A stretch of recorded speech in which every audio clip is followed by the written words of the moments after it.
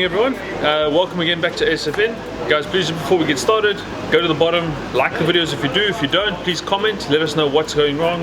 If you want anything different, you want a new species for us to do, put it in the comment section, we do read them. Also subscribe to the channel, click the bell icon, let you get notified as soon as anything comes out. So today we are going to be talking about a species that's either loved or hated. It's called the round ribbon-tail ray. Now, the scientific name is Taeniura meyeni. It's quite a tricky one. So the round ribbon-tail is very similar to about a blue skate in shape. They've got a very round profile. So it's not like your brown skate or your honeycomb that comes to that pointed nose. It's almost like a big suction cup, and that's kind of how they behave. You've got a very round skate, shortish tail, and where they get their name ribbon tail from, they've got this extension, almost a little fin on the bottom of their tail. It comes out the back, that sits like a little fin on the bottom of the tail. It goes all the way, a little paddle on the back. Now, in terms of what that's used for, I don't actually know. The science behind, or at least the research behind a lot of the ribbon tail stuff is very sparse, and we actually don't know a lot about the species itself.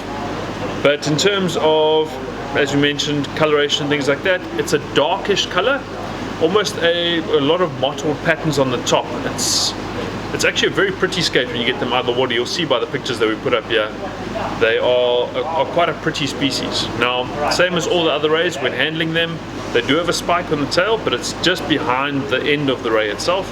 So you're going to want to be careful when handling them. You don't want to rub your hand up the tail, because that's how you get a spike in your hand, believe me, I know. And you also, when you're handling them, you've got two methods of if you want to be careful of that spike. One is to, if you're on sand, to put your foot onto the tail itself, obviously wearing a shoe, something nice and soft that's not going to damage it. Or you can get a cloth and you just wrap it around where the spine is on the tail.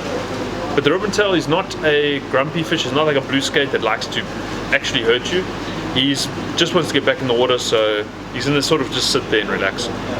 Now, size-wise, they get to about 1.6 meters disc width and about 3 meters in length, so around about there. But that width that they've got, they're very deep species. So even a shortish, even a narrow ray is still going to be very heavy in weight. Now, they use that weight and that shape of theirs to suction onto the bottom, and they are much like a thorntail, are an absolute bugger when they sit down. You cannot move them. Very similar to your black skates.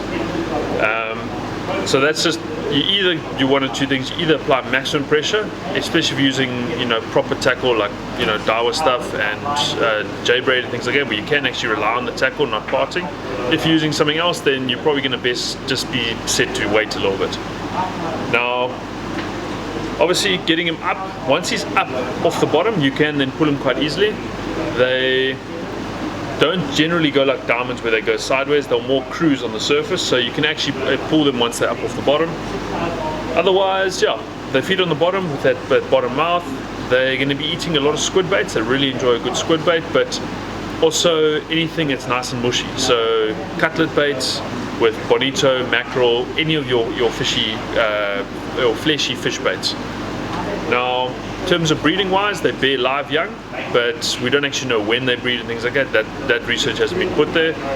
And yeah, other than that, there's not really much to the ribbon tail. It's just a very strong species. We get them here in KZN and up north, I think all the way up into about the Red Sea side. Southwise into the Transkei-ish, not really lower than that. But obviously, climate change and everything, we get movement of these distributions all the time, so it's very difficult to define an area where they're going to be. But yeah, ribbon tails, handle them well, don't pull them up onto the dry sand, don't flip them on their back, don't put your fingers in their spiracles, and enjoy the fight, because if you need, I've got a good chiropractor's number after you've caught them, so yeah, give me a shout. The ribbon tail.